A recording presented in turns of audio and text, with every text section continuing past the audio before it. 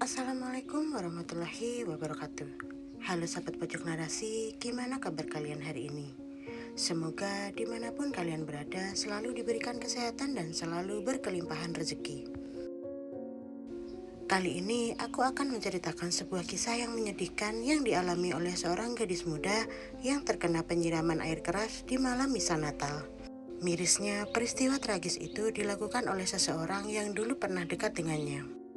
Mari kita bahas kisah lengkapnya di pojok narasi. Semoga dari kisah ini kita semua bisa mengambil banyak pelajaran agar kisah seperti ini tidak terulang kembali. Gadis muda ini bernama Natasha Hutagalung yang pada saat kejadian berusia 21 tahun. Natasha berasal dari Kecamatan Tubeng Titi, Kabupaten Ketapang, Provinsi Kalimantan Barat. Selepas tamat SMA, Natasha memutuskan untuk merantau ke kota Yogyakarta untuk berkuliah. Pada saat kejadian, Natasha tercatat sebagai mahasiswi di Sekolah Tinggi Pemerintahan Masyarakat Desa atau APMD Yogyakarta.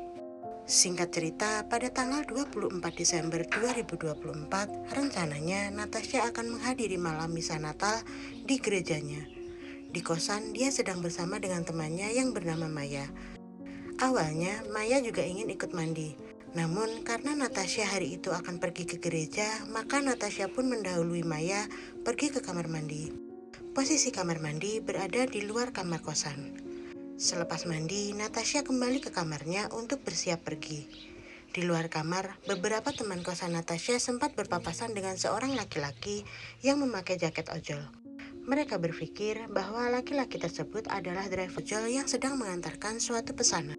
Tanpa diduga, laki-laki itu menerobos masuk ke dalam kamar Natasha dan menyiramkan air keras yang ia bawa ke wajah Natasha. Sontak saja cerita Natasha terdengar oleh teman-teman kosan, begitu juga dengan Maya. Beberapa teman kosan juga melihat seorang laki-laki yang menggunakan jaket ojol sedang berjalan dengan terburu-buru meninggalkan kosan.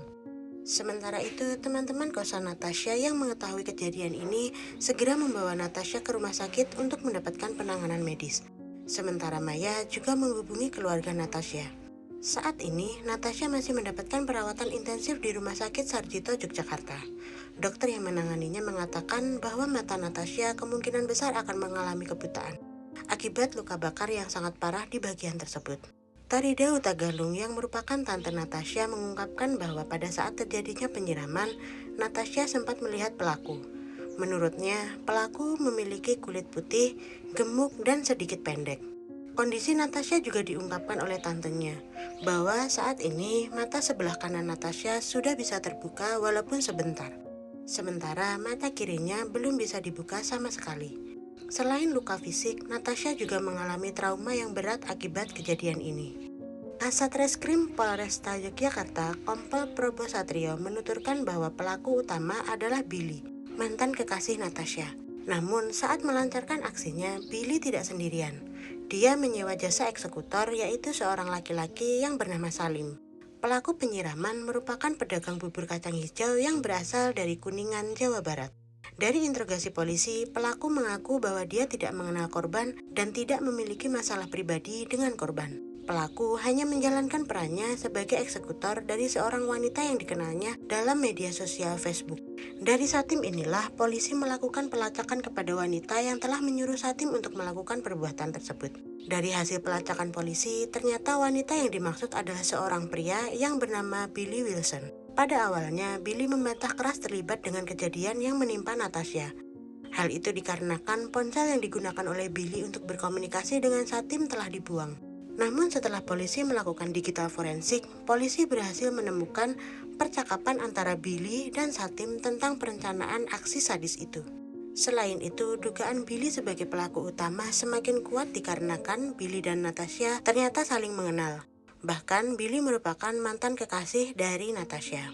Diketahui Billy merupakan seorang mahasiswa S2 di Atma Jaya Yogyakarta yang sama-sama berasal dari Kalimantan Barat. Singkatnya, pada tahun 2021, Billy menjalin hubungan dengan Natasha. Hubungan asmara itu pun berjalan selama 3 tahun. Namun, pada bulan Agustus 2024, hubungan keduanya harus berakhir. Namun, Billy tidak terima jika hubungan mereka berakhir. Alhasil, Billy terus berupaya agar Natasha mau menerimanya kembali. Namun, Natasha selalu menolak permintaan itu. Selama menjalin hubungan, diketahui Billy dikenal sebagai sosok pria yang toksik dan overprotective. Natasha yang merasa bahwa hubungan ini sudah tidak sehat, lantas memutuskan untuk mengakhiri hubungan mereka. Dengan perasaan kecewa, Billy ternyata merencanakan sesuatu untuk menyakiti Natasha. Rencana jahat itu bermula melalui media sosial Facebook miliknya. Di sana, dia mengunggah lowongan pekerjaan palsu, di mana dia mengaku sebagai seorang wanita yang dikhianati oleh suaminya. Dia berpura-pura sakit hati lantaran suaminya berselingkuh dengan wanita lain, dan dia ingin membalaskan dendamnya kepada selingkuhan suaminya itu. Unggahan itu pun menarik perhatian dari pelaku, hingga keduanya pun saling berkomunikasi melalui WhatsApp. Pada saat berkomunikasi itu, Billy mengungkapkan bahwa dia ingin membalaskan dendam kepada Natasha dengan menyiramkan air keras kepada Natasha. Dari kesepakatan kedua pelaku ini, Satim dijanjikan imbalan sebesar 7 juta rupiah jika Satim bersedia membantunya, dan 1,6 juta rupiah untuk biaya operasionalnya. Sebelum hari kejadian, Satim sempat mendatangi lokasi kosan Natasha sebanyak 6 kali. Pada hari yang sudah disepakati keduanya, Billy meminta kepada Satim untuk mengaku sebagai driver ojol yang sedang mengantarkan pesanan kepada Natasha. Dan aksi penyiraman itu terjadi seperti yang sudah aku ceritakan di awal. Pihak keluarga Natasha sangat berharap bahwa kedua pelaku ini dijatuhi hukuman seumur hidup dan kedua pelaku juga disiram menggunakan air keras.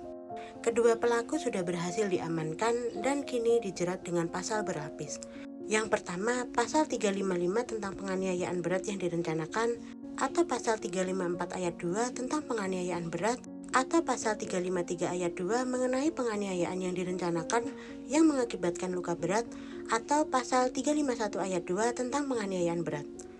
Ancaman tertingginya 12 tahun penjara. Hal ini diungkap oleh Kasat Reskrim Polresta Yogyakarta Kompol Probo Satrio pada konferensi pers di Polresta Yogyakarta pada hari Kamis 26 Desember 2024. Probo juga menambahkan bahwa kedua pelaku memiliki ancaman hukuman yang sama. Sahabat Pojok Narasi, itulah kronologi dari kejadian yang menimpa Natasha Hutagalung. Mari sama-sama kita berdoa agar Natasha diberikan kesembuhan dari luka fisik dan traumanya. Terima kasih sudah menonton video ini sampai selesai. Jangan lupa dukung admin dengan menekan tombol like dan tuliskan pendapatmu di kolom komentar ya. Wassalamualaikum warahmatullahi wabarakatuh.